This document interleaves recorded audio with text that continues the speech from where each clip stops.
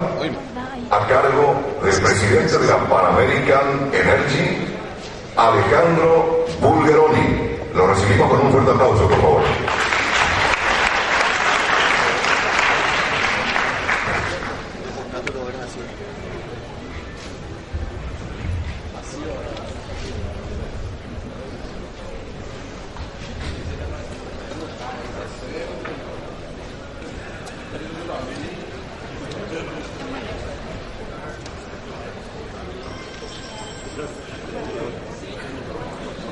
Bueno, buenas tardes a todos. Esperemos que dada la hora no duerman mucho. Este tema de capacitación y competitividad no es muy divertido, pero se me ocurrió pensar en lo que pasó hace unos días en el Mundial de Fútbol. Ahí sí que hubo capacitación y competitividad. Lamentablemente no salió como queríamos nosotros, pero bueno, fue una demostración importantísima de lo que puede la capacitación y la competitividad. En el contexto actual, dominado por la innovación y el constante y rápido cambio tecnológico, la capacitación en la empresa adquiere un papel de relevancia en el fortalecimiento del aprendizaje organizacional, incrementando la competitividad de la misma. Como ha señalado Peter Drucker, el conocimiento ha devenido en el recurso económico clave y en la fuente dominante de la ventaja comparativa, postulando además que en la nueva economía el conocimiento no solo es otro recurso, además de los factores de producciones tradicionales de la producción, como la tierra, el trabajo y el capital, sino que es el único recurso válido al presente. El valor de las organizaciones está relacionado con la capacidad de incorporar y gestionar el conocimiento, o sea, su capital intelectual. El aprendizaje organizacional permite establecer nuevas premisas para superar las existentes, permitiendo a la organización adecuarse rápidamente a las exigencias de un mundo constantemente en evolución. El conocimiento es uno de los activos intangibles más importantes de las empresas. En una economía basada en el conocimiento, la nueva moneda es el aprendizaje. La capacitación en la empresa se ha posicionado como una necesidad que debe ser atendida desde la alta dirección y ha adquirido un papel de relevancia como medio para incrementar la competitividad. Empresas exitosas invierten más de $60 billones al año en capacitación y desarrollo, según el Corporate Learning Factbook del 2013. Por lo cual, la capacitación debe verse como una inversión y no como un gasto. Como dice Tom Peters, el éxito en el mercado se relaciona directamente con el conocimiento que puede aplicar una organización a través del desarrollo de competencias críticas y la rapidez con que acumule el conocimiento. En este contexto de cambio permanente, paradójicamente, las personas que trabajan en las empresas se han vuelto su activo más valioso y su mayor fuente de ventajas competitivas. No hay estrategia posible a mediano y largo plazo sin gente idónea que la lleve a cabo. La organización debe desarrollar el potencial de su gente aumentando su empleabilidad. Las personas y empresas están comenzando a asumir en forma conjunta la responsabilidad, tanto de la productividad de la empresa como de la empleabilidad de las personas. Son dos caras de la misma moneda.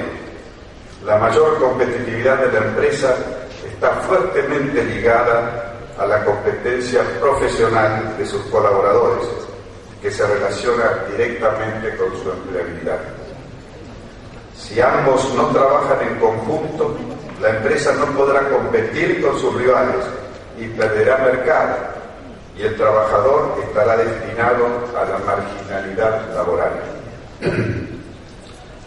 La capacitación adquiere entonces un papel protagónico en la productividad empresarial.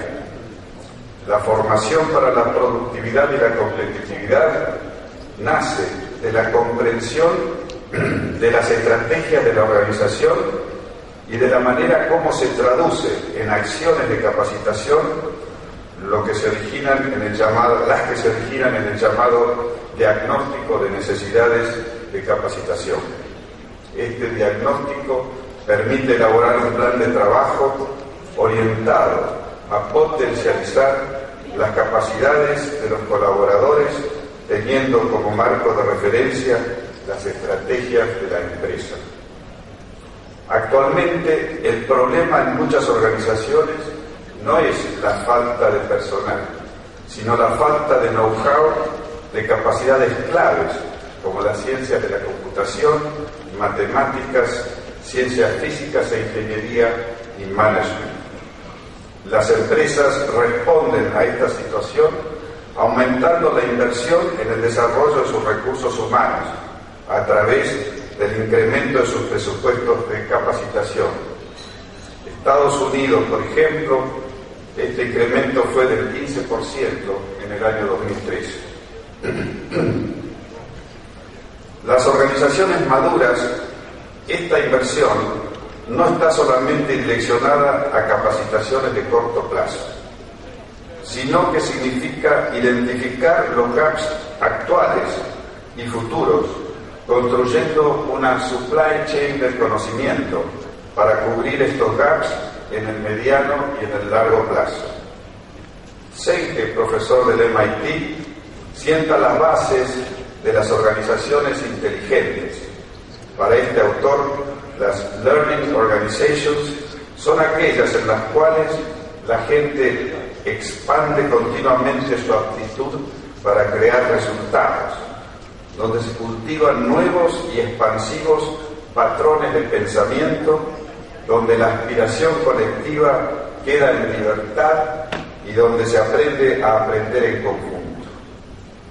La capacitación se ha convertido para algunas empresas en factor de retención y crecimiento de su personal, ya que ofrece la estabilidad necesaria para que los colaboradores puedan aportar al desarrollo de la estrategia empresarial. Cada vez es más difícil mantener el talento desarrollado in-house. Por tanto, las estrategias de retención deben ser cada vez más creativas y dispuestas a entender en el valor de las personas para la organización. Se manifiesta en los resultados que éstas entregan. Se debe valorar al cliente interno y asegurar procesos de retención del talento de la organización. Existe un consenso acerca del que fortalecimiento de la competitividad de las empresas es un elemento central para lograr mayores niveles de desarrollo económico, social y ambiental a través de la gestión empresarial. Este análisis que hemos efectuado sobre la capacitación y la competitividad corresponde a la situación actual de la empresa. Pensando en el mediano plazo, no hay que olvidar que la empresa está inserta en la comunidad y se nutre por su gente.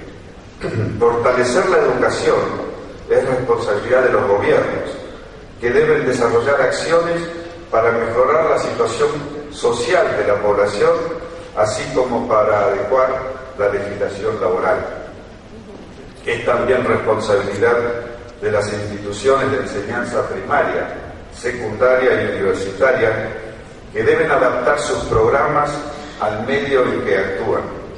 Para ello, los gobiernos y las instituciones deben trabajar en conjunto con las empresas locales, apuntando a orientar la inversión, el contenido y la calidad de los programas de enseñanza a las oportunidades laborales que brindan las empresas. La calidad de las instituciones de enseñanza y de la infraestructura disponible tiene un impacto directo en la competitividad de los países.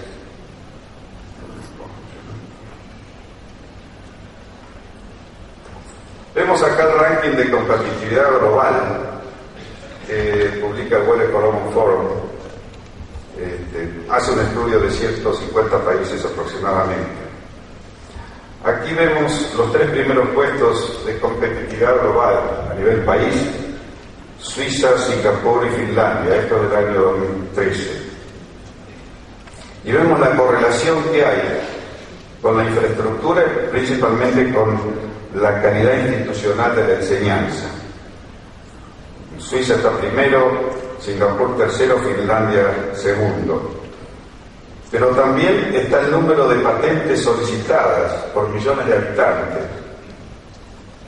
Están en el orden de los entre 100 y 300 patentes por millón de habitantes. Vamos a ver el ranking de competitividad global en esta zona de Latinoamérica. Lamentablemente, acá hay una gran labor para ejecutar por todos nosotros. Chile está bastante mejor, pero si seguimos hacia abajo, México, Brasil, Perú, Colombia, Uruguay, Argentina y Paraguay.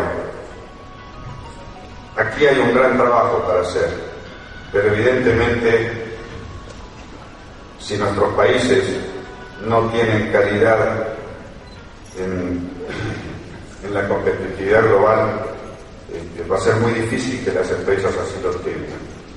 Vimos que la capacitación tiene un impacto decisivo en la competitividad. Si estamos en un mismo país, la competitividad global es igual para todas las empresas que están en ese país. Pero si queremos competir en los mercados internacionales, las empresas que están en países más competitivos tendrán mayores ventajas comparativas. Y esto no es solamente educación, esto tiene que ver con cómo funcionan esos estados. Por lo cual podríamos concluir que las empresas que deseen ser competitivas a nivel internacional deberán ocuparse no solamente de desarrollar programas de capacitación in-house, sino que tendrán que trabajar con los gobiernos e instituciones de sus respectivos países para llevar adelante el nivel general de educación de la población y por ende mejorar la competitividad de ese país. Muchas gracias.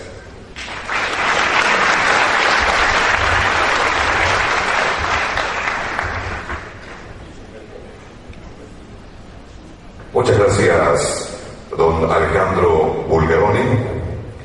Y seguidamente la presentación del índice Tendiendo Puentes con don Carlos Magariños en este 20º encuentro anual de la Fundación Círculo de Montevideo.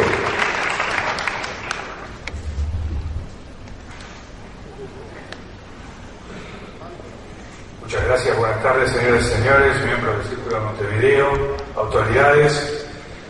Para mí es un verdadero privilegio presentarles esta tarde el fruto del trabajo constante y dedicado de la Secretaría Permanente de la Fundación Círculo de Montevideo en su búsqueda de contribuir de una manera práctica a materializar las preocupaciones intelectuales del Círculo, que se sintetizan, como lo han escuchado esta mañana, en alcanzar mayores niveles de cohesión social y de equidad en un contexto de mejor desempeño económico de los países de la región, en una época en la que el mundo en su conjunto enfrenta grandes cambios.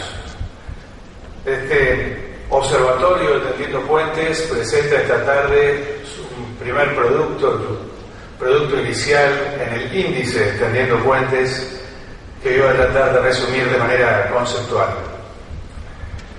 Me parece muy importante, para explicar esta iniciativa del Círculo, ponerlo en perspectiva, ponerlo en contexto y recordar que en el momento en el que el Círculo de Montevideo se funda, en el año 1996, a iniciativa del presidente Julio Sanguinetti, todos percibíamos con claridad que la sociedad internacional ingresaba en una época de cambios.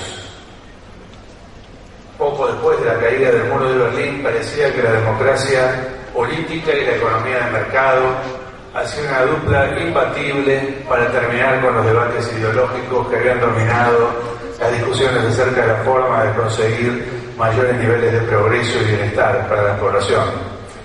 Pero obviamente muchos intelectuales, pensadores y políticos veían allí dificultades, limitaciones que invitaban a explorar lo que el acta fundacional del Círculo llama los nuevos caminos de América Latina, cómo asegurar la equidad, la cohesión social en una época de grandes cambios sociales y políticos, que ya asomaba también y vivía con intensidad fuertes cambios tecnológicos. Este mismo año 1996 normalmente se asume como el año de la gran difusión de Internet y de los medios digitales. En estos últimos 18 años, este proceso, esta época de cambios fue madurando hasta convertirse en un verdadero cambio de época.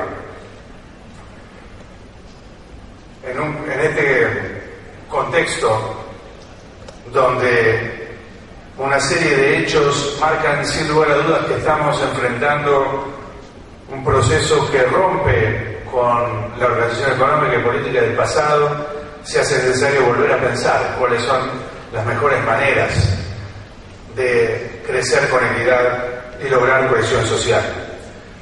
Me gustaría mencionar muy brevemente esos hechos que consideramos que marcan un cambio de época y que resumen los debates de las sesiones plenarias del Círculo de Montevideo. En primer lugar, el arribo de las economías emergentes a la vanguardia de la economía internacional. A paridad de poder de compra, es decir, descontando el efecto de los tipos de cambio, las economías emergentes, que tan solo en el año 2000 contribuían con un 37% del Producto Bruto Global, hoy hacen un aporte superior al 50%. Es un cambio significativo en la estructura y en la organización de la economía internacional, considerando además que la mayor participación en el crecimiento de la economía mundial de los últimos años ha tenido lugar justamente en las economías emergentes. En segundo lugar, un hecho también muy significativo, las economías emergentes son una nueva cuna, una nueva generación de empresas multinacionales que aceleradamente se asoman a la vanguardia de los negocios y de la tecnología, con atrevimiento, con nuevos modelos de negocios, con nuevas estrategias comerciales. 3 años atrás, en el Fortune 500 encontrábamos algo más de 50 empresas multinacionales que habían tenido origen en los países emergentes.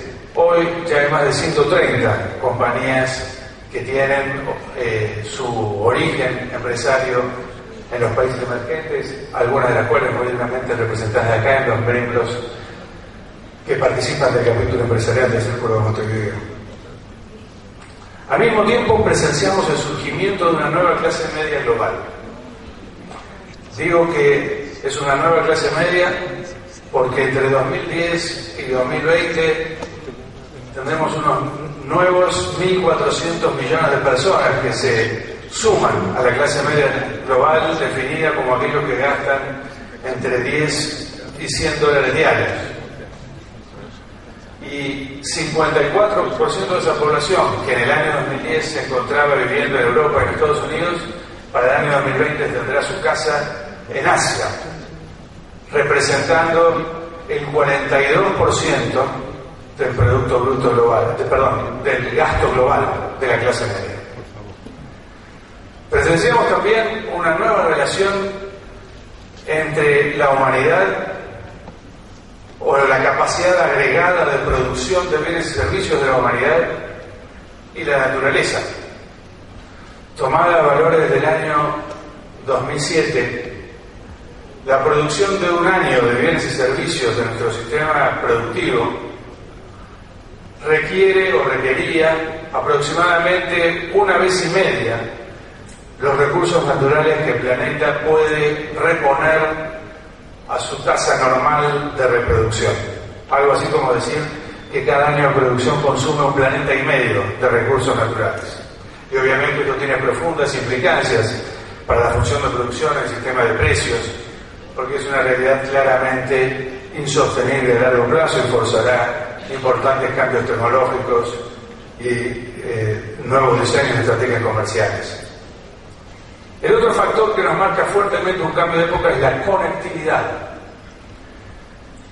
La explosión de la conectividad nos muestra que hoy en día hay más de 5 billones de conexiones a Internet y a los medios sociales, cuando, si nos ponemos a mirar con cuidado, vemos que en el mundo en desarrollo solamente 4,5 billones de personas tienen acceso a sistemas sanitarios dignos, es decir, a un baño en términos modernos.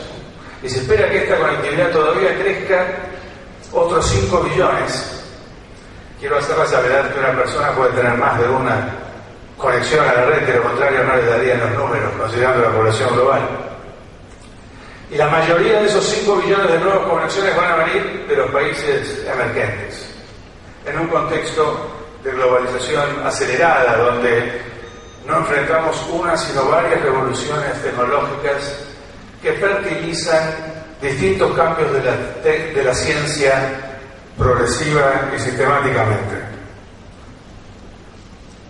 En ese contexto definido por un verdadero cambio de época, se hace necesario mejorar las herramientas de coordinación entre el sector privado y el sector público para alcanzar mayores grados de cohesión social y un mejor desempeño del sistema productivo y de la economía en general.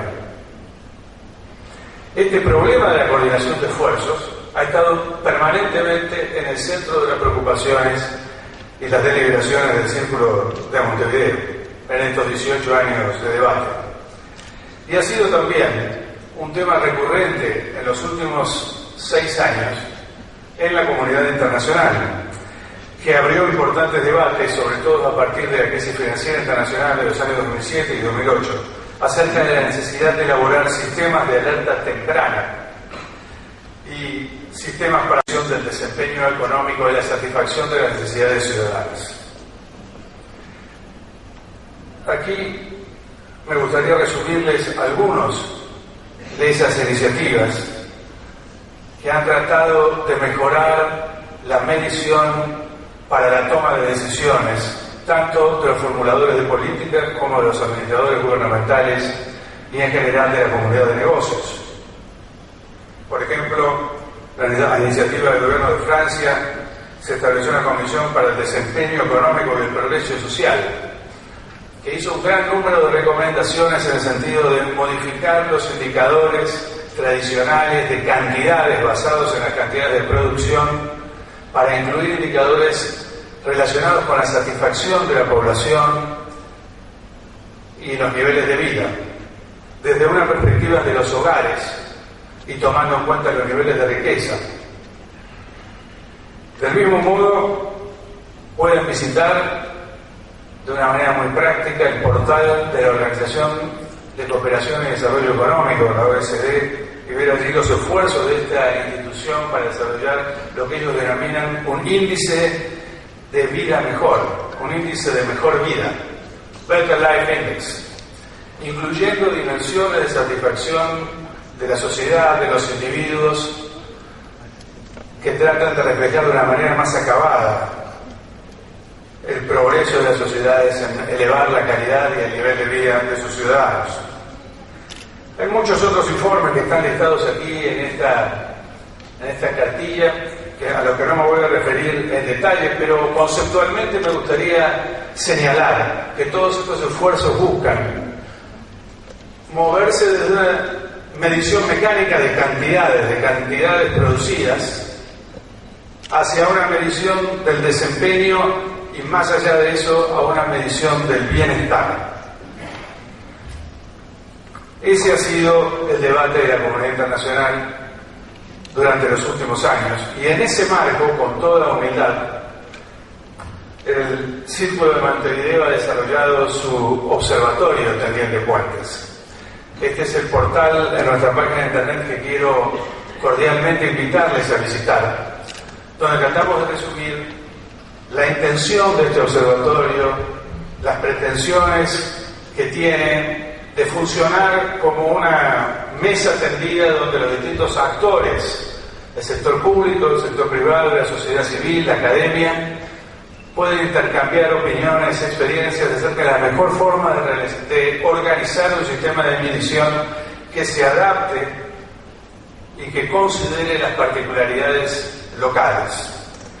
El modelo que presentaba recién con precisión mi estimado amigo Alejandro Bulgeroni, elaborado en base a ciertos parámetros comunes que podría denominarse exógeno, puede ser todavía enriquecido, como conversábamos con Enrique Mandilla hace un momento, y adaptado para considerar los factores exógenos que influyen sobre la competitividad a largo plazo.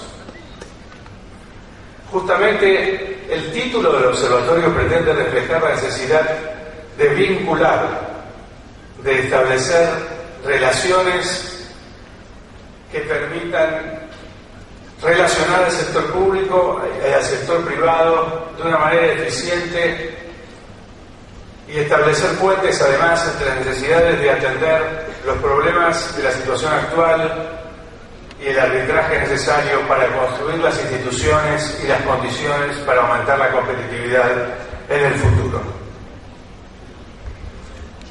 Es en ese marco, con todo cuidado y con toda humildad, como digo, que presentamos el índice Tendiendo Puentes, al que quisiera referirme ahora para presentarles su propósito, el modelo que lo sustenta y su valor agregado.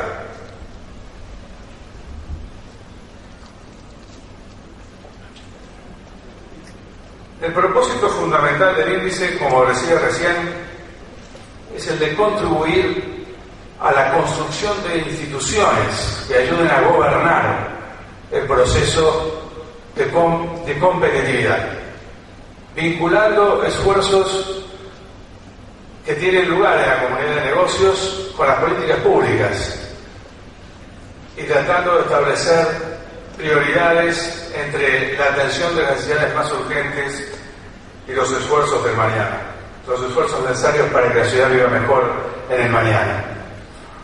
En ese contexto, el índice se apoya en tres conceptos base. El concepto de competitividad como capacidad de la nación para generar de manera sustentable mayores niveles de ingreso y de empleo. El concepto de gobernabilidad de la competitividad, relacionado con la edificación de instituciones que permiten articular la interacción del sector público-privado, de las instituciones académicas, de la sociedad civil en general, y introduce como tercer concepto de base la temporalidad, es decir, esta relación entre la necesidad de atender las urgencias del presente y construir un futuro más próspero. Para ello, el índice Tendiendo Puentes se propone medir los esfuerzos realizados por los países para mejorar las condiciones de vida bajo un mismo modelo de análisis, tomando un área base constituido por estos conceptos que acabo de presentar, y al mismo tiempo servir como un instrumento para monitorear y formular las estrategias que sostienen la capacidad de aumentar la capacidad de competir en el futuro de los países que las aplican. Para la construcción del índice, la Fundación del Círculo de Montevideo se ha apoyado en el Instituto de Competitividad de la Universidad Católica de Uruguay y está trabajando en la construcción de una red de instituciones académicas a las cuales ya se han sumado la Universidad de Talca en Chile, la Universidad Católica de Asunción, como digo, la Universidad Católica de Uruguay, la Universidad de Río Grande do Sul, y estamos conversando con distintas instituciones en Argentina y en otros países de la región para constituir una red académica que le dé mayor sustento a las mediciones del índice Teniendo Puentes. Al mismo tiempo hemos conversado y estamos convocando instituciones empresarias para que trabajen al mismo tiempo en la elaboración de los criterios básicos que le den sustento a la formulación del modelo teórico del índice Tendiendo Puentes. Este modelo está organizado en base a una serie de indicadores que se agregan en dos niveles de variables, las que aquí ustedes ven mencionadas como variables y como pilares, y se organizan alrededor de tres índices que reflejan los conceptos básicos a los que me refería hace un momento, es decir, la competitividad, la temporalidad y la gobernabilidad de la competitividad. Porque eso puede verse con más claridad en este gráfico, donde aparecen los tres subíndices en el rectángulo que ven ustedes primero en azul, el cuadrado romboidal que ven ahí ustedes en rojo y el círculo verde. No sé si alcanzan a leer bien lo que dice dentro de cada uno. El primero de ellos se refiere a las condiciones de competitividad, las condiciones bases para la competitividad que queremos construir en el futuro.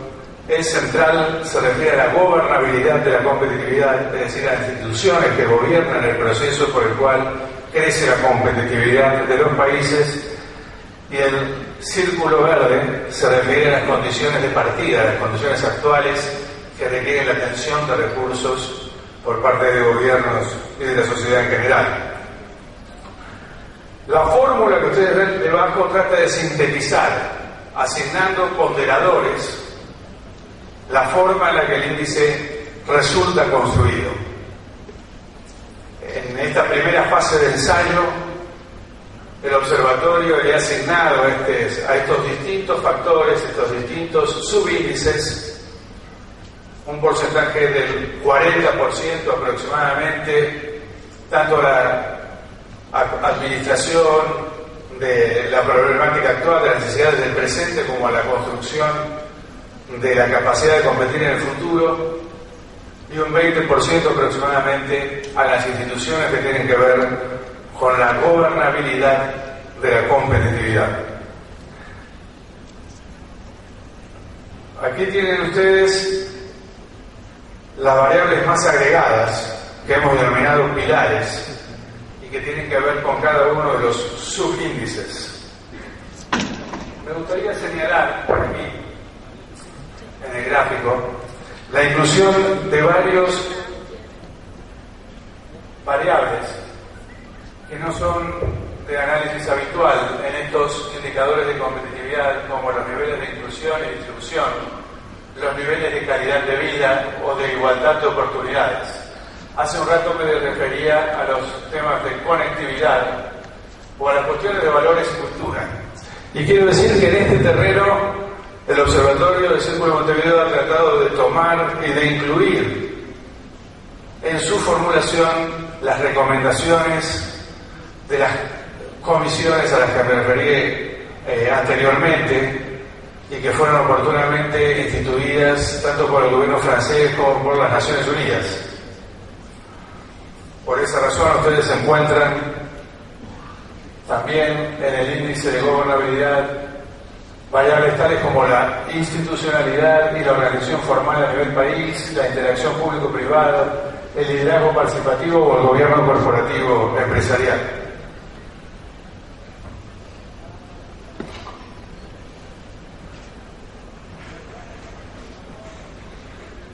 La construcción del índice utiliza dos tipos de variables. Variables cuantitativas que surgen de una base de datos internacional construida a partir de la información pública elaborada por los países, y una serie de de datos de tipo cualitativo organizados en base a encuestas que realiza la academia de esta red de instituciones a la que me refería hace un momento. El procesamiento de la información sigue una metodología estándar estadística para este tipo de casos, utilizando el análisis de componentes principales, es decir, el multifactor analysis o análisis factorial, también conocido en la jerga estadística. La prueba piloto del índice teniendo puentes ha condensado 93 indicadores en 51 variables y se ha procesado en un primer término para este conjunto de 5 países que incluyen Argentina, Brasil, Chile, Paraguay y Uruguay. Se ha hecho una prueba de los mecanismos de relevamiento y una prueba de los indicadores que resumen la información, y tenemos un primer análisis de resultados que me da mucho placer presentarles en estos cuadros. Estoy seguro que no es la hora apropiada del día para analizar gráficos de red como estos que están acá, así que no voy a extenderme demasiado en esta materia. Y sí me pongo a disposición de ustedes junto con la Secretaría Permanente del Círculo Montevideo para analizar esto en más detalle para aquellos que tengan interés. Pero las primeras pruebas están mostrando algunas lecturas sencillas que parecen consistentes con la realidad. Ustedes verán aquí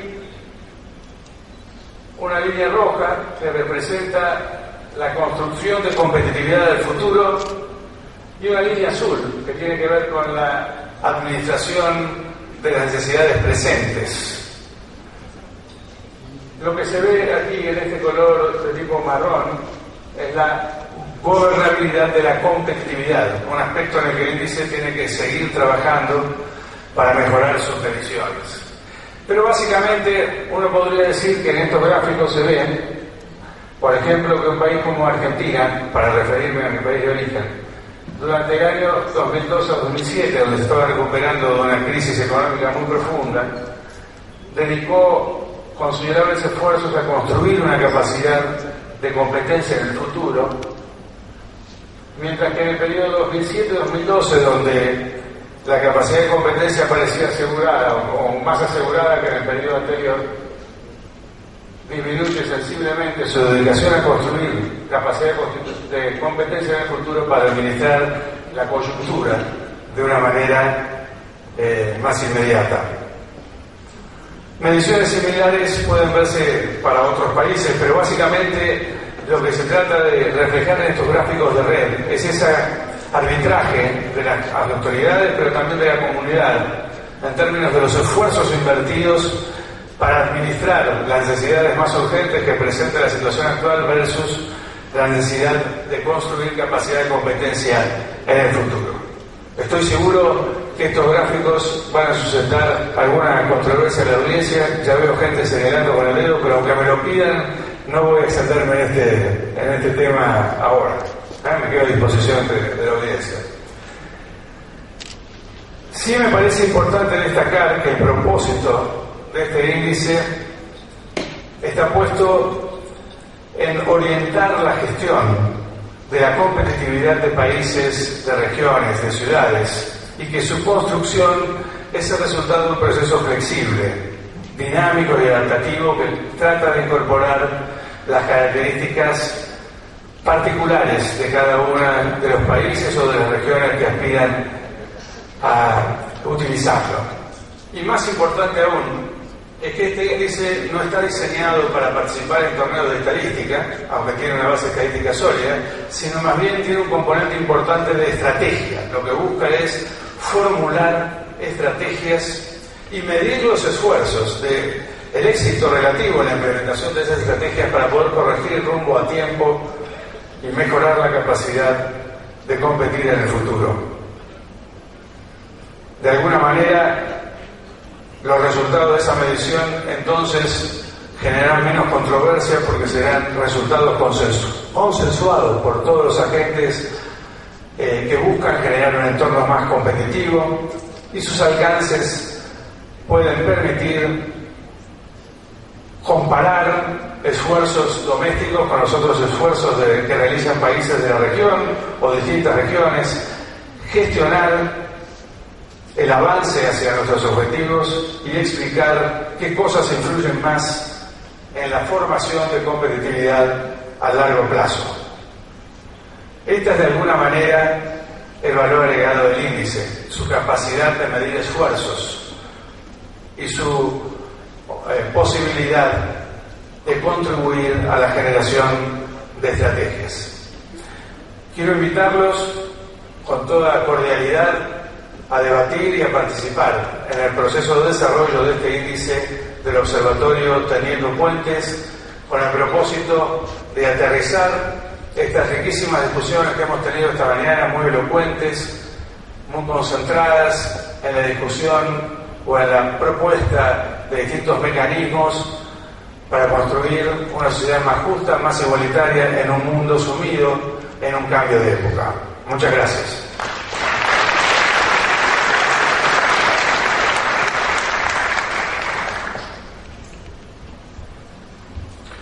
Muchas gracias a don Carlos Magariños. En el avance de esta reunión a cargo de los integrantes de la mesa principal, don Julio María Sanguinetti, don Carlos Lin, don Fernando Enrique Cardoso, Leonel Fernández Reina, Felipe González, don Ricardo Lagos, don Enrique Iglesias, don Alejandro Bulgeroni, don Carlos Magariños, Natalio Botana, don Enrique Malar, don Juan Rada, en compañía del ministro de Industria y Comercio de la República del Paraguay, don Gustavo Leite, del presidente de la UIP, don Ricardo Felipo, y el presidente de la Cámara de Comercio Paraguayo-Uruguaya, Raúl Dos Santos. Con ustedes. Comienza don Enrique Iglesias, que es el que va a introducir este debate de algún modo, aportando alguna de las... ¿Perdón? Aportando alguna visión de lo que se debatió en el día de hoy, en esta tormenta de ideas, como suele decirse, que hemos tenido a lo largo de la mañana. Comienza Enrique y luego vamos abriendo el diálogo. Bueno, muchas gracias, presidente, nuevamente. Muchas gracias por invitarme a participar en este 20º encuentro. Tengo el privilegio de haber estado en todos los encuentros y espero estar en algunos más. Acá hay que ser usado en la vida. Quería también decir que contento que estoy de estar aquí en este país tan querido. He estado viniendo por décadas y tengo una relación muy entrañable con el Paraguay como buen uruguayo, ¿no? Bueno, en la mañana de hoy hemos oído y en la tarde hemos oído presentaciones estupendas, muy ricas, muy estimulantes. Es muy difícil hacer un resumen de todo eso y no se trataría de hacerlo ahora porque cada uno tendrá su versión de sus encuentros, de sus exposiciones. Yo quería empezar a hacer un comentario que parte de la exposición final que hizo al término de la mañana de hoy el presidente Fernández, que nos llamó la atención sobre el momento en que está viviendo el mundo. Este debate no se da en unas circunstancias normales. Estamos atravesando una de las turbulencias más grandes que hemos tenido desde la Segunda Guerra Mundial, con ramificaciones y proyecciones que es muy difícil de anticipar. Se han terminado 30 años de un periodo donde teníamos una razonable capacidad de predecir, estábamos seguros que lo sabíamos todo. El mundo vivió una estabilidad totalmente excepcional en la historia del capitalismo de los últimos 200 años. Eso se interrumpió bruscamente con la especulación financiera, del que nos hablaba también el presidente Fernández, y entramos en un periodo donde vamos a tener largos años de imprevisibilidad, de inestabilidad y sobre todo de sorpresas.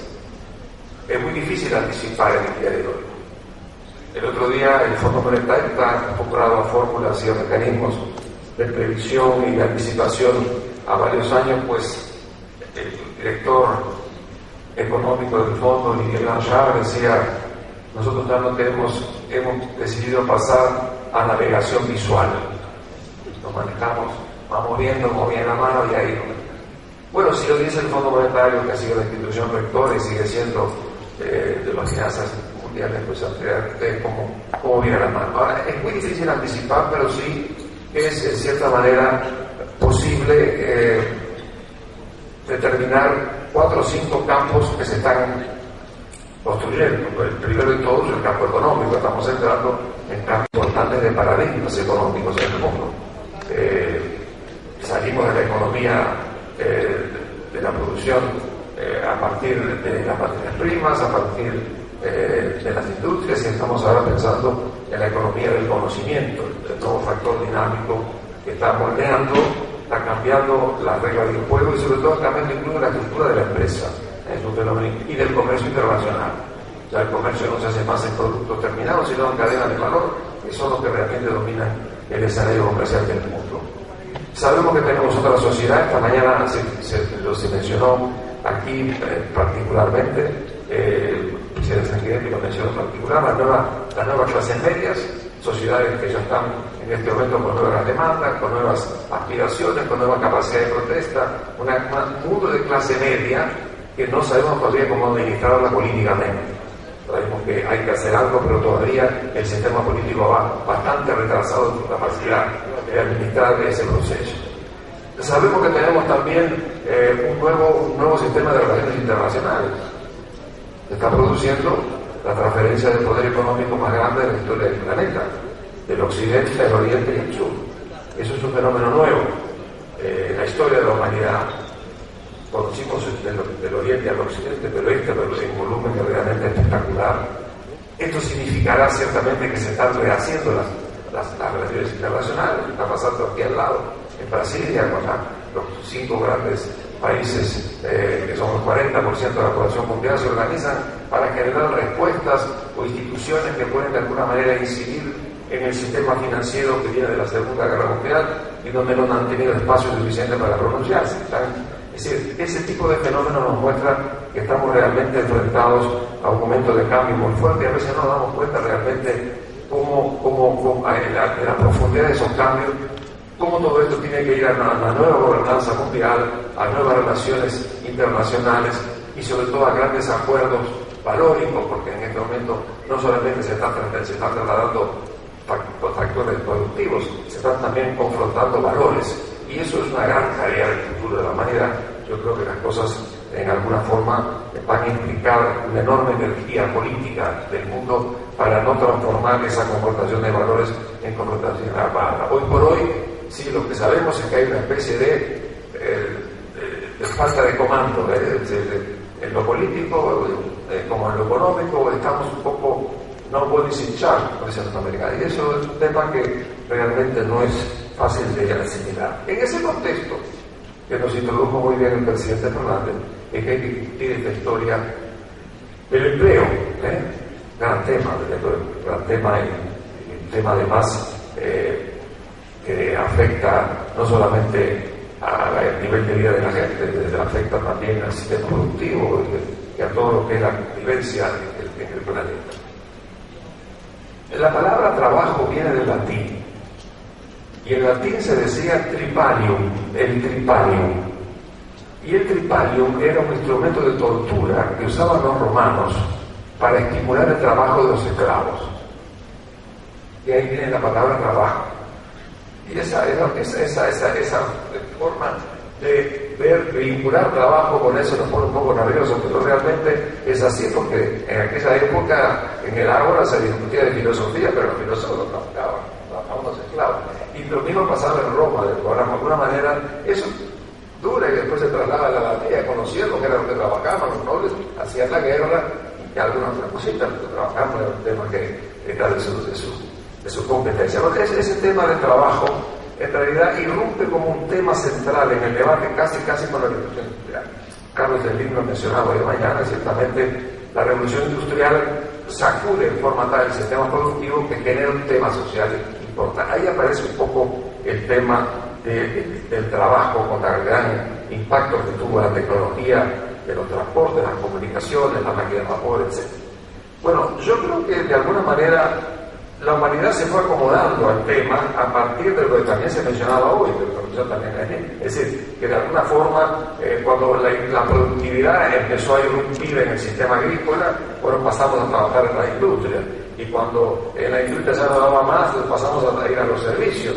Y entonces, hoy en día tenemos el grueso de la población en el mundo está avanzando a trabajar en los servicios. Y de los servicios tradicionales pasamos a la nueva forma de servicio, con una nueva manera de trabajar. Bueno, es decir, que de alguna forma la humanidad se fue adaptando en esta historia del trabajo a los distintos ritmos que fue dando el pasaje del sector primario al secundario al terciario, terciario A, terciario B, etc. Terciario ahora que tenemos fundamentalmente por todo el tecnología digital. Lo que yo creo que cuando se aborda este tema, hay dos tipos de problemas para abordar el empleo. Uno es el tema coyuntural, el tema cíclico, de todos los días. Es el que realmente donde nos sentimos más seguros para hablar, es el tema que la OIT viene hablando del año 20. Y otro es el tema estructural, el desempleo estructural. ¿Qué es el desempleo estructural?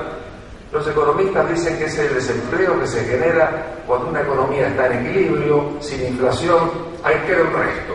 Ese es el desempleo estructural, que se mide de muchas formas, de alguna manera no hay mucha unanimidad, pero lo que sí es no hay unanimidad es cómo tratar este último tema. No hay.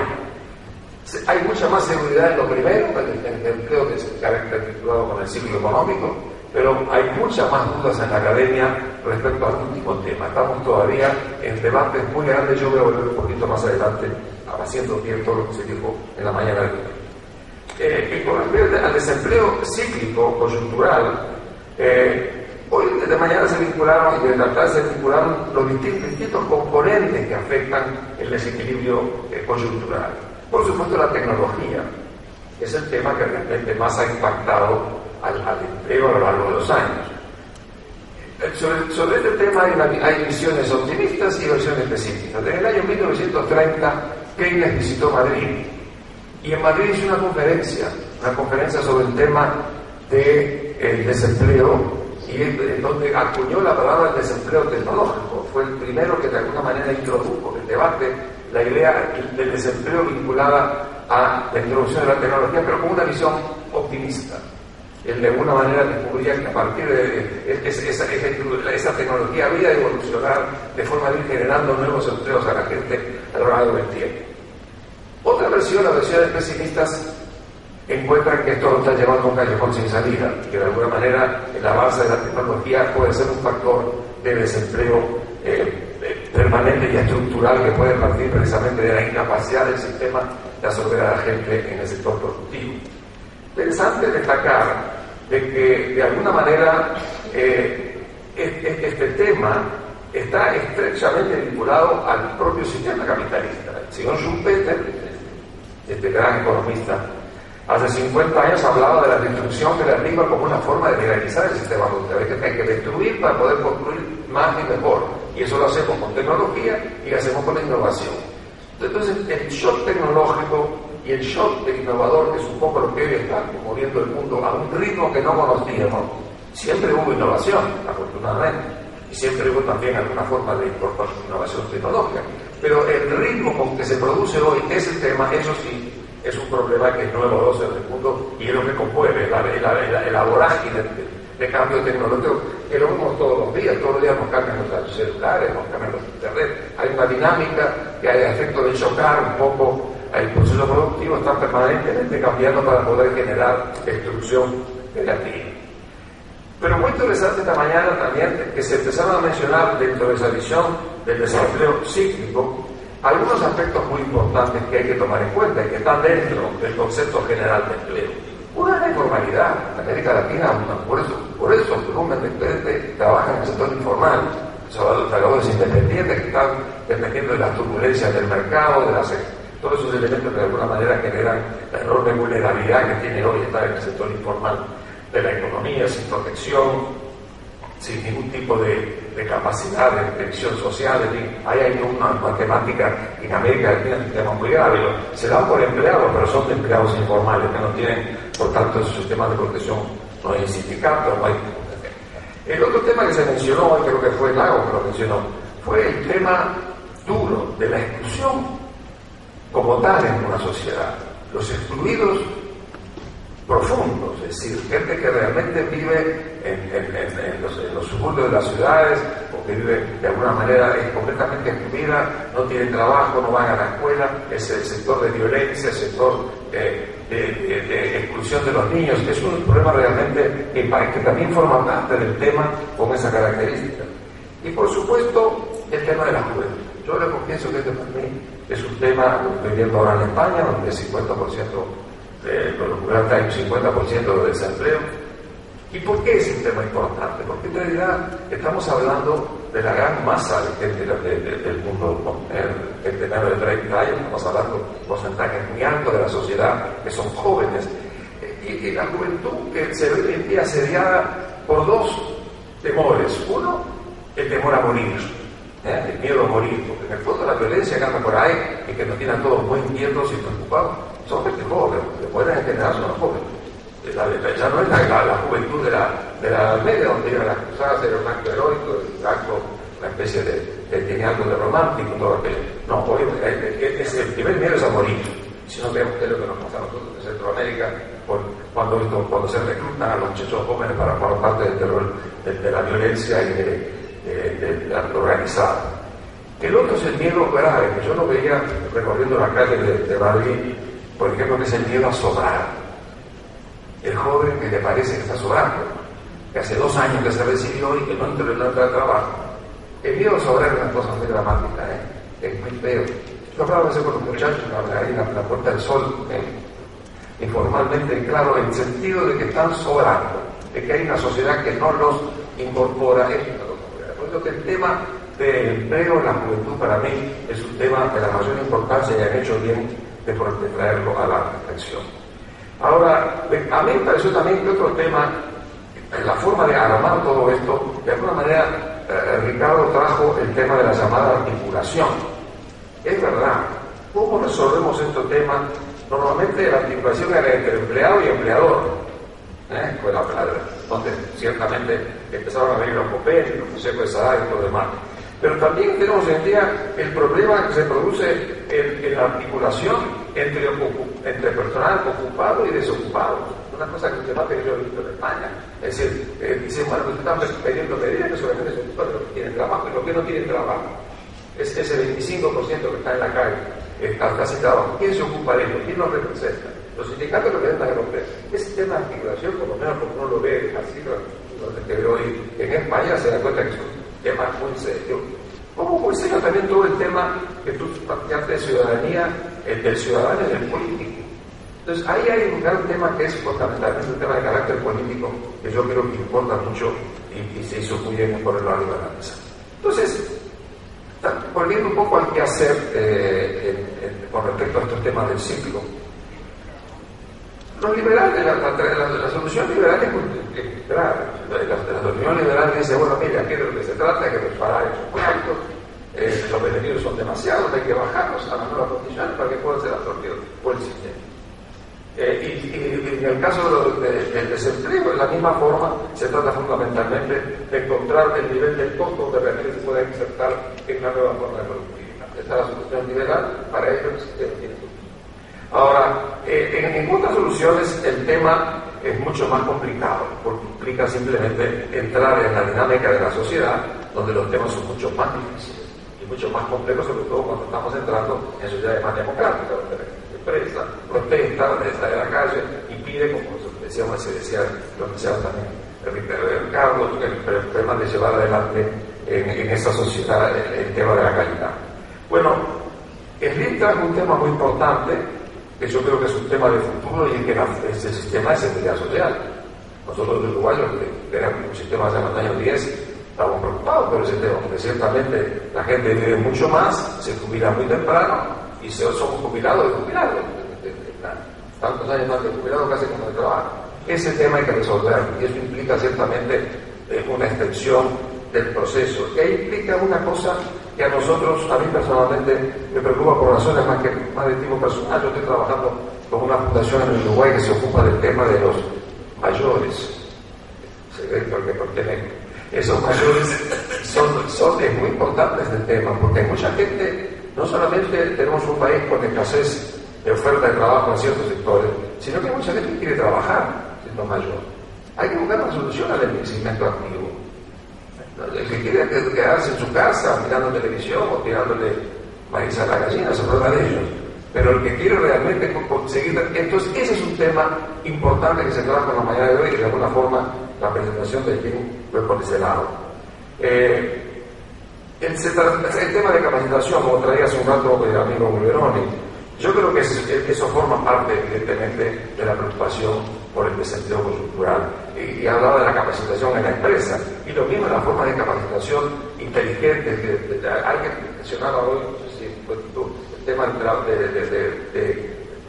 las horas que estamos instruyendo en la formación de gente, cuando en el fondo hoy los nuevos instrumentos nos permitirían reducir bastante el tiempo que la gente se dedica a la enseñanza formal y de alguna manera avanzar en todos los temas de capacitación. Yo creo que de alguna forma también creo que debemos de aprovechar en el caso de América Latina el llamado bono demográfico, es decir, estamos en este momento con mayor cantidad de gente que trabaja y la relación con los dependientes, niños o viejos, es todavía positiva para los trabajadores. Eso significa que hay una capacidad de ahorro para poder hacer cosas y poder de alguna manera invertir. Yo creo que se mencionó también en la mañana de hoy que en este tema del desarrollo cíclico invertir es muy importante. Por tanto, la inversión y el crecimiento es muy importante. De alguna manera, el mayor crecimiento normalmente trae mayor capacidad de empleo y ese mayor crecimiento solamente se lleva adelante si hay inversión. Por eso que el tema de la inversión apareció varias veces en el debate. Bueno, y con el desarrollo y con el desempleo estructural, este desempleo rebelde que nos está señalando un poco el futuro incierto que yo mencionaba al inicio de mi palabra.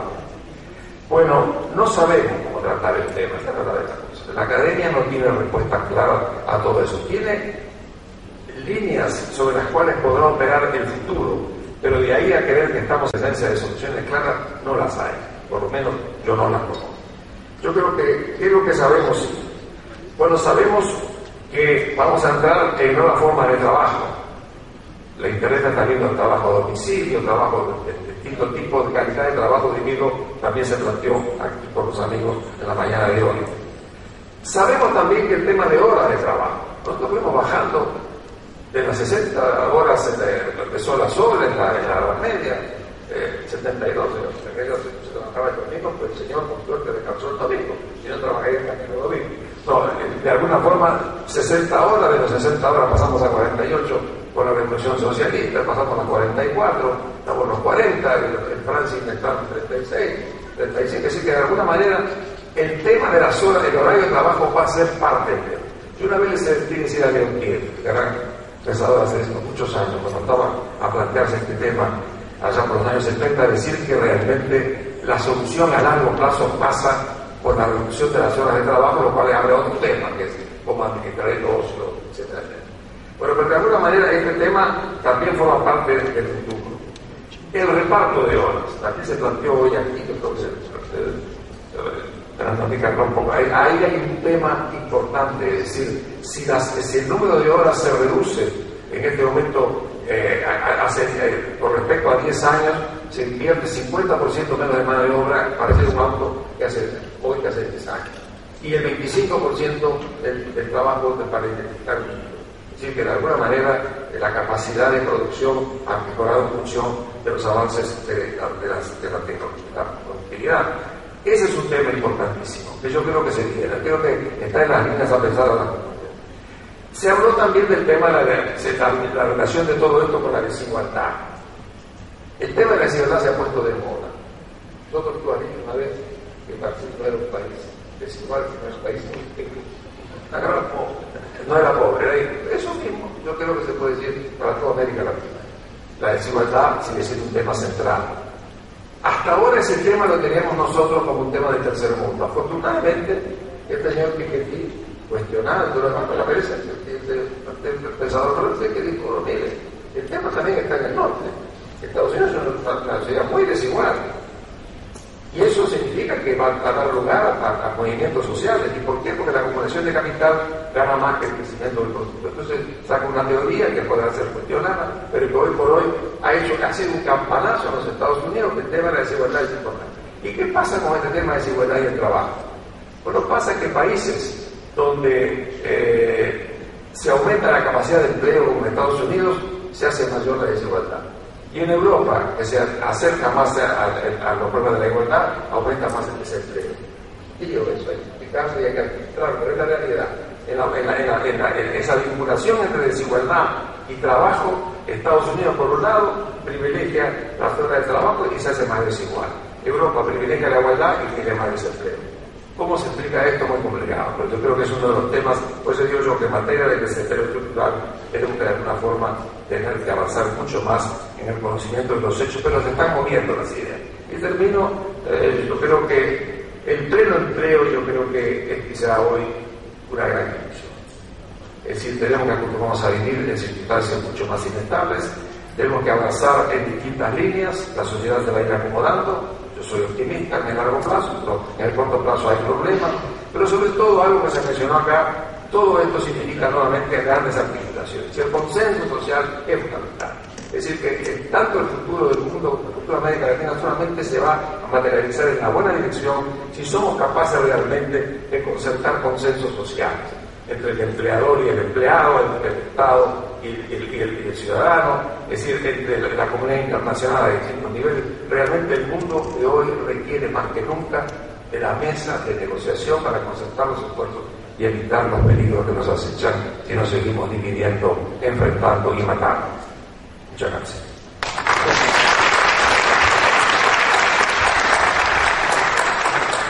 Bueno, venimos ahora en parte de sobre estos temas. A mí se me ocurre que quizás un poquito de otro ángulo es el de la institucionalidad democrática. Todos estos cambios, todos estos desasosiegos, todo este conflicto que recién planteaba Enrique, cuando queremos hacer más igualdad generamos más desempleo, cuando generamos más libertad hay mejor empleo, pero hay más desigualdad. En fin, todas estas cosas están repercutiendo en la contribución democrática, porque ya hoy la representación, el concepto de representación que está en la esencia de la democracia está diluido en los medios de comunicación, en las nuevas modalidades de expresión, las redes sociales, todo el mundo se expresa por esos lados. El representante clásico, que era el señor diputado que elegía a la gente, hoy es un representante bastante relativo, o la gente que lo vota también lo siente como un relativo. Lo vota y luego, bueno, se desvincula de él, y ahí hay toda una sola nebulosa, a mi juicio muy riesgosa, ¿no? Porque primero se le echa la culpa a ese representante, y después se le echa la culpa al sistema mismo, ¿no? Y entonces allí estamos en un problema que bastante serio. Felipe, ¿qué se te ocurre hoy? Y siempre se te va a ocurrir algo.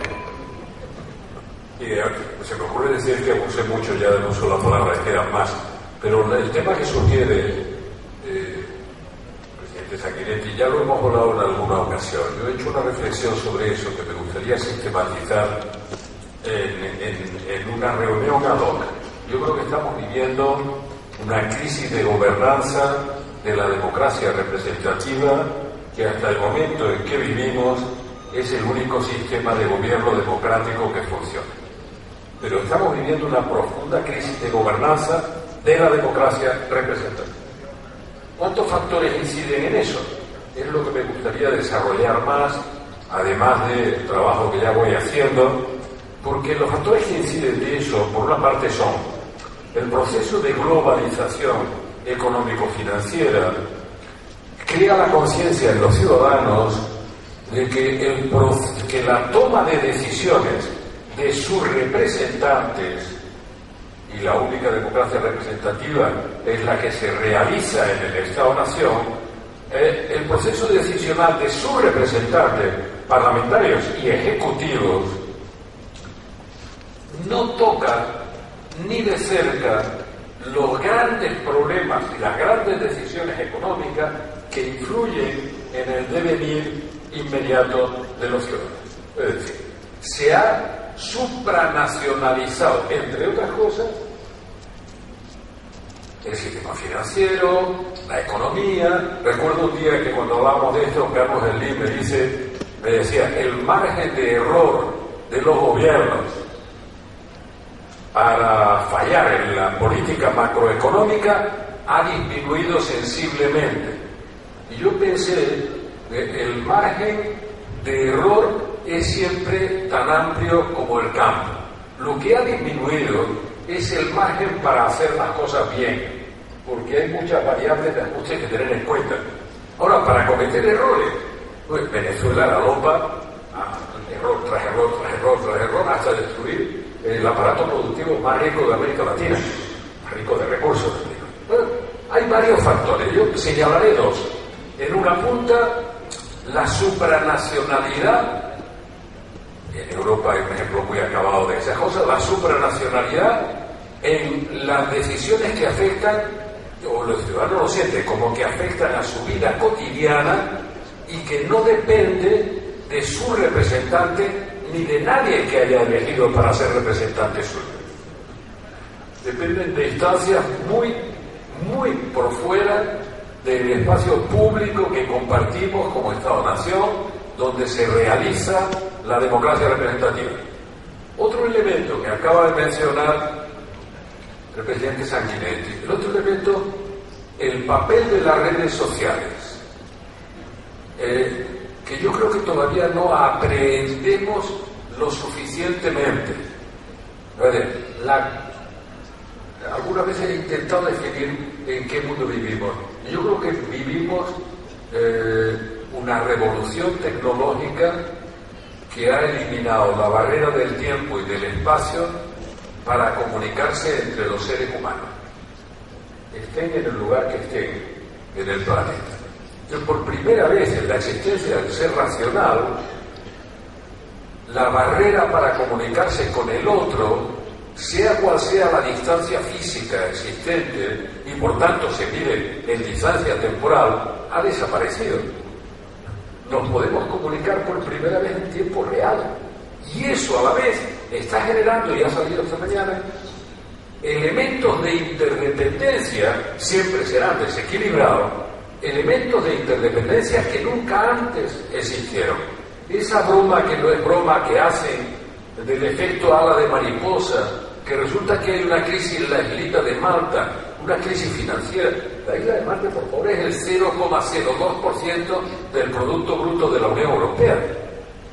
Y se mueve el sistema financiero de la isla de Malta y se arma un lío monumental en todos los mercados de valores, arma la famosa prima esta, que no sé por qué nunca es favorable, sea prima de esto o prima de otro, pero la prima de riesgo se dispara.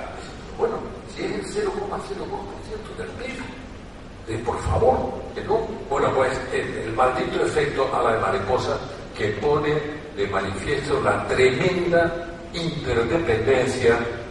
Siempre ha habido interdependencia, pero si imaginan la época colonial del siglo XIX, cuando había un proceso tumoral en una parte del imperio, en una pieza del imperio, se amputaba la pieza del imperio y se salvaba, se amputaba el tumor y se salvaba la centralidad del poder imperial. Hoy eso es sencillamente imposible. Pase lo que pase en el sudeste asiático, año 98, la contaminación pasa rápidamente a Turquía y a Rusia, salta el Atlántico, llega a Brasil, mi amigo Fernando Enrique Cardoso lo soportó de una vez, y no llegaba en aquella ocasión TIF, que no llegaba a los mercados centrales, pero ahora le llevamos la crisis de las .com, cuando llegó en 2000 a todos los mercados centrales. Por favor, entonces, la revolución de la comunicación entre los seres humanos. Los seres humanos, mediante la guerra, el turismo, el comercio, lo que ustedes quieran, siempre los flujos migratorios, siempre han buscado el contacto con la comunicación con el otro.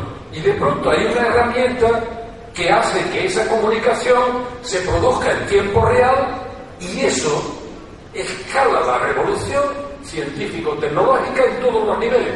Para empezar, escala la revolución en la operatividad del sistema financiero global, del que se hablaba esta mañana. A mí me preocupa menos, lo diría Leonel Fernández, las instituciones financieras tradicionales, las bancarias, que tienen, digamos, son más fáciles de controlar, pero que también forman parte de la crisis de gobernanza de la democracia representativa, que la cantidad de actores del sistema financiero que están fuera de cualquier tipo de contabilidad y que mueven miles de millones de dólares por hora o por minuto, de los que no tenemos ningún registro contable, que son actores fuera del funcionamiento ordinario del sistema. No va a volver a pasar previsiblemente en Lehman Brothers. ¿Por qué? Porque esas instituciones grandes que dicen que producen riesgos sistémicos no la van a controlar. Entonces, estamos viviendo una situación en la que los ciudadanos, en la democracia representativa, saben que van a elecciones cada 4 o cada 5 años, que eligen a sus representantes, que de esos representantes sale un ejecutivo en la democracia parlamentaria o eligen directamente al presidente, y que al año de elegirlo comprueban, antes del año, que su margen de maniobra para responder a las necesidades de los ciudadanos está limitado por factores de supranacionalidad que no controlan y que además no elige nadie. Esto está pasando, y esto descompone la democracia representativa planteando una crisis de gobernanza. Solo he destacado 2 factores. La crisis de gobernanza son las redes sociales. Recuerdo, Fernando Rico lo sabe, que el año pasado estuve hablando con la presidenta Dilma Rousseff 20 días antes del primer estallido de Sao Paulo y Río, hablando de las redes sociales y de la potencialidad de los movimientos sociales a través de las redes. En buena fe, la presidenta Dilma Rousseff me dijo: eso en Brasil no va a ocurrir. Esto no es España, en Turquía hay otras razones, aquí han salido la pobreza 38 millones de ciudadanos, no sé cuánto, no sé qué, pensando, bueno, van a ser estos más agradecidos. 20 días antes. 20 días después, pues bueno, pasó lo que pasó hasta hoy, por el paréntesis que no se produjo del Mundial. Por tanto, ¿cuáles son los factores de esa crisis de gobernanza de la democracia representativa? Yo señalo 2, hay más.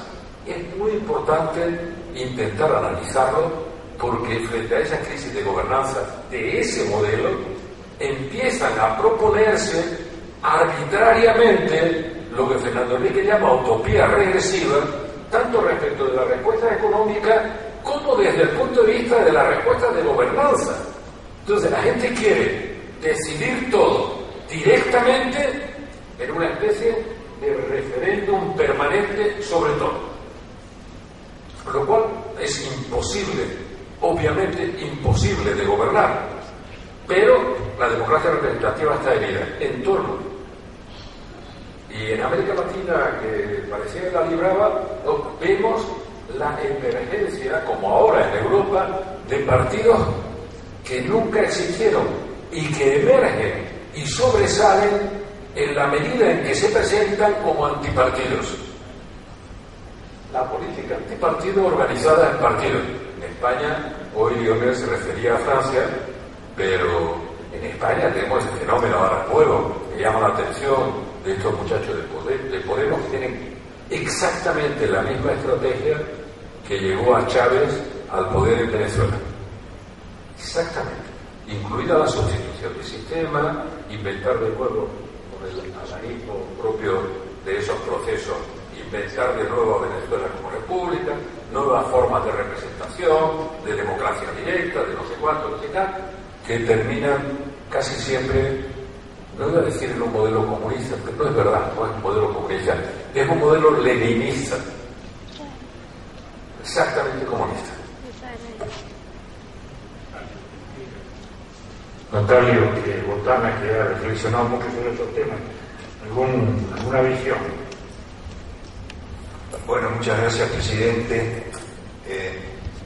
Adelanto algunas ideas que pensaba desarrollar el día de mañana, pero bueno, nunca viene mal un balotaje, sobre todo que en América Latina lo practicamos en exceso.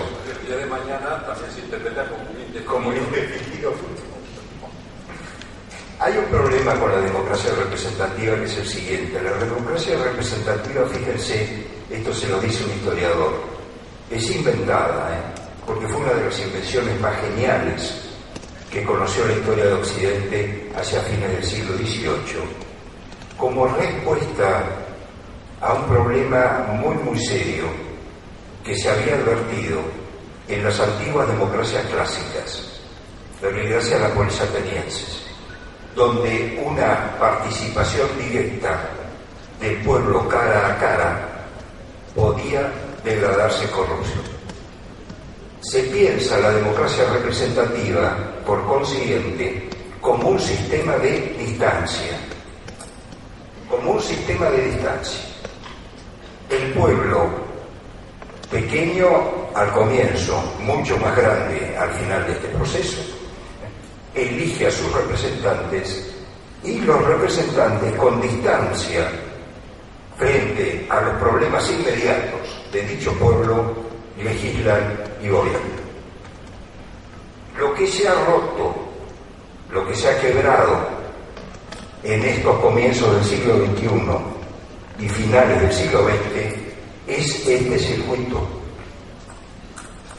Lo que estamos afrontando en este momento es el problema que describió Tucídides admirablemente en la guerra del Peloponeso. Es decir, no hay distancia, hay una inmediatez en las demandas, hay una inmediatez en las decisiones, y como me decía un amigo probablemente de Felipe González Millán Rocar hace muchos años, muchas veces el gobernante se siente asediado. Estoy asediado por las encuestas, estoy asediado por las demandas permanentes. Entonces, este problema,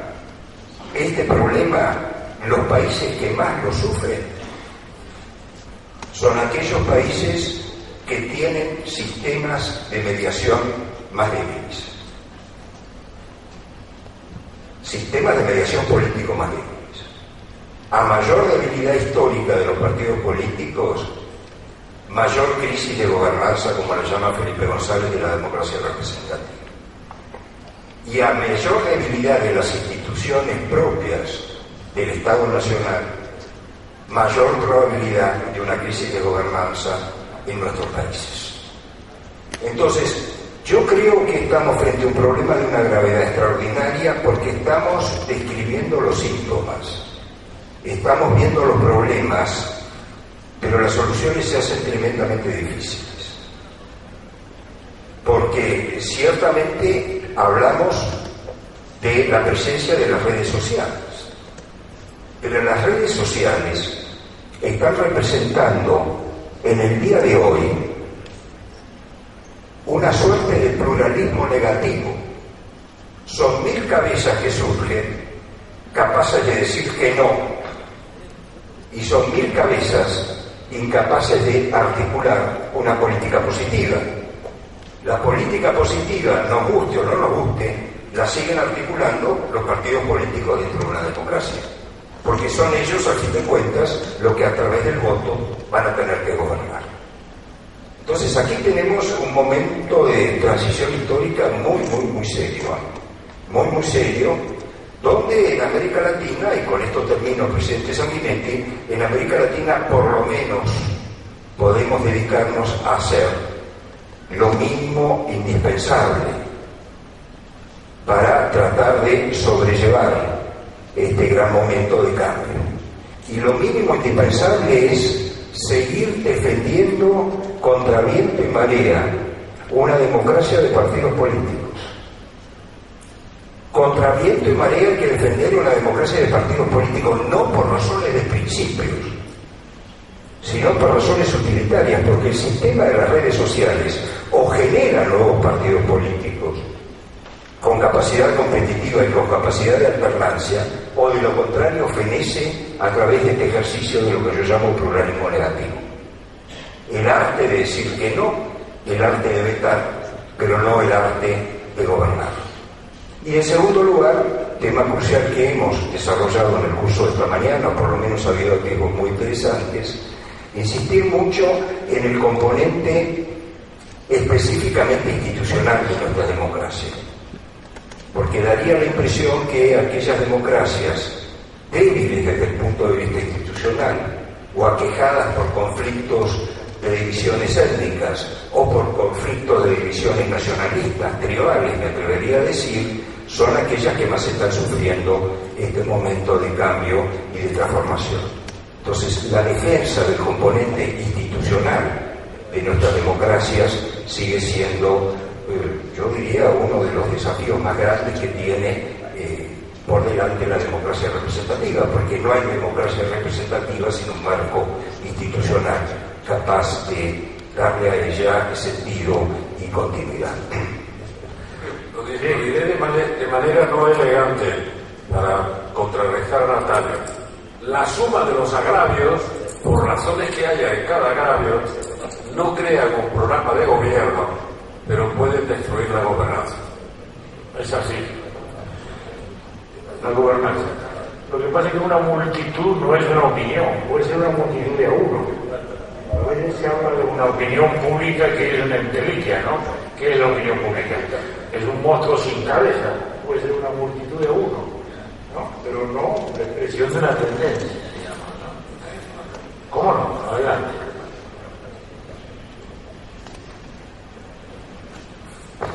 Hemos hablado aquí de la ideal que sería el consenso social. A mí se me ocurre pensar que un país, Paraguay, y mucho más como el Uruguay, dentro de un pensamiento más mágico, se podría conseguir el consenso social debido a la gran producción en valores absolutos que están teniendo estos países y a la escasa pobreza en valores absolutos. Ahora la pregunta es, ¿puede sobrevivir un país del tamaño de cualquiera de los dos que mencioné que tenga un real consenso social internamente en el contexto mundial? Bueno, yo creo que todos pueden sobrevivir, porque hay buenas noticias también desde el punto de vista del sistema político. Si miramos la América Latina, hoy nos encontramos con que, bueno, hay países que en general se han estabilizado. Los dos más grandes, México y Brasil, han pasado por pruebas importantes.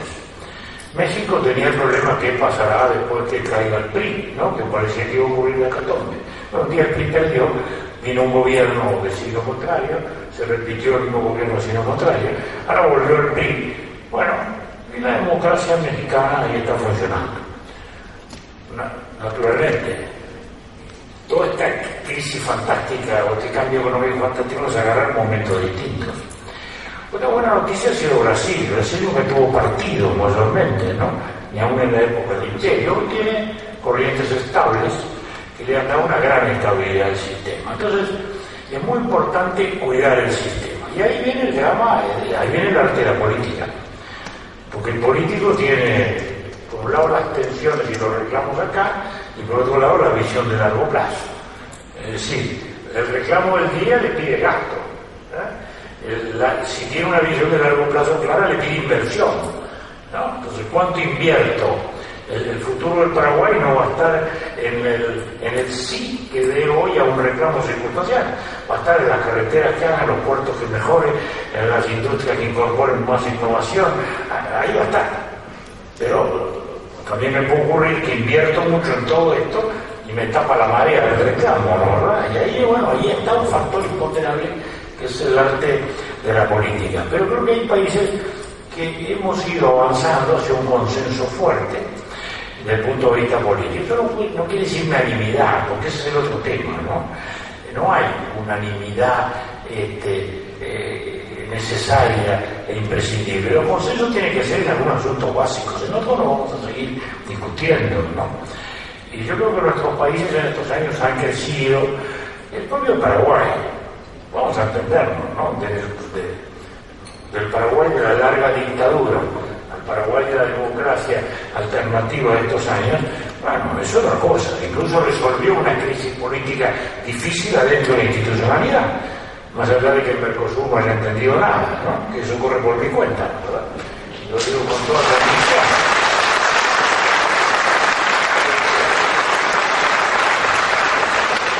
Efectivamente, ¿no? Creo que no entendió nada de nada, ¿no? Pero Pero digo, resolvió una crisis, ¿saben? Quiere decir que las instituciones vienen construyéndose. Luego hablamos de un cambio tan fuerte en situaciones distintas. Europa, ¿cuál es el problema de Europa? Construyó el paradigma, democracia y Estado de bienestar. Era lo que soñábamos todos. Hoy Europa se enfrenta a una brutal crisis de competitividad y de tecnología. ¿Y cómo hace para salvar el Estado de bienestar? Y allí está la democracia en el medio comprometida, donde le aparecen hasta chalistas españoles, que es lo último que uno pudiera pensar que va a ocurrir, pero está ocurriendo también. O sea que no solo nosotros. Entonces ahí está la cosa.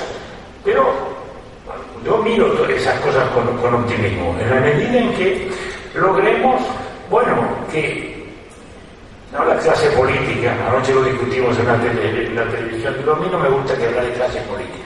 ¿Por qué? Porque los políticos somos exactamente iguales a la sociedad, ni mejores ni peores, y representamos dos cosas distintas. La política, por definición, es diversidad. Nacimos de lugares distintos, representamos a veces clases sociales distintas, formaciones intelectuales distintas, en fin. Pero lo importante es que haya esos consensos básicos, por ejemplo, la institucionalidad. Yo ayer contaba también, bueno, en mi país hay malas historias, como contaba hoy. Las buenas han sido cuando hemos logrado que una política sobreviviera a varios gobiernos. Las malas es cuando refundamos el país con los nuevos gobiernos. Entonces, yo no soy pesimista, a condición de que entendamos. Los sindicatos tienen que entender que hay una cosa que se llama productividad, y su vida depende de ellos, ¿no? ¿Verdad? Los empresarios tienen que entender que hay una cosa que se llama innovación, sin la cual ellos no van a sobrevivir, y se lo piden del Estado, y el Estado no puede gastar en eso. Ese es el punto. Ricardo.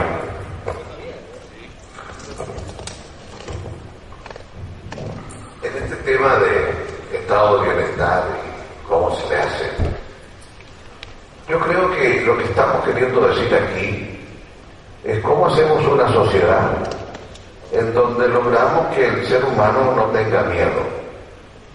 No tenga miedo de caerse enfermo porque alguien va a cuidar de él. No tenga miedo de que su hijo llegue a la universidad y no tiene cómo pagarlo. O no tenga miedo de que no sabe cómo va a vivir la vejez porque la pensión es muy magra. Y lo que ocurre es que hoy en el mundo, al menos en el mundo que uno conoce, o está el estado de bienestar que tenían los amigos en Europa, en donde a través de un sistema impositivo usted podía tener cubiertos estos miedos, o está el sistema de los Estados Unidos en donde usted tiene seguros individuales, para los que no lo puedan pagar, por cierto. Y aquí llega entonces América Latina, que claro, no tenemos un estado de bienestar, hablamos de él. Tenemos unos acosos, unos intentos, pero estamos lejos de él. Y tengo la sensación, tal vez de lo que está ocurriendo en la práctica. Y usted mira a Europa y ve las complejidades que allí hay y cómo hacen, como dice Miguel, el presidente Sanguinetti, para mantener competitividad con todo aquí. Y mira usted a Estados Unidos y ve las dificultades de un presidente Obama para poder darle seguros a los 45 millones americanos que no tienen